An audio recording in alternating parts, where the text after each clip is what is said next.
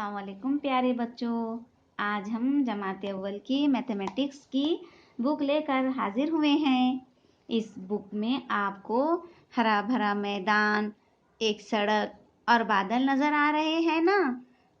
एक बलून वाला कुछ 8 बलून्स लेकर बेचने के लिए आया है।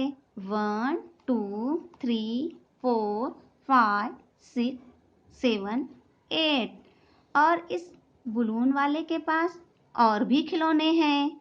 2 बच्चे उससे बलून खरीद रहे हैं। तो चलिए, मैथ्स की इस बुक में पेज नंबर 1 पर कौन सी एक्टिविटीज दी गई है, इसे हम आज समझते हैं। हाँ, पेज नंबर 1, स्मॉल, बिग। देखिए बच्चों, स्मॉल मीन्स छोटा, बिग मीन्स बड़ा। चलिए हम और कुछ आपको एग्जाम्पल्स देते हैं। देखिए बच्चों, ये आपको 2 एप्पल्स नजर आ रहे हैं।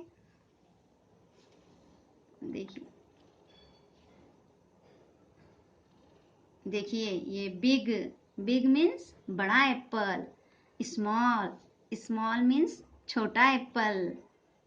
देखो बच्चों, ये 2 स्पून्स है।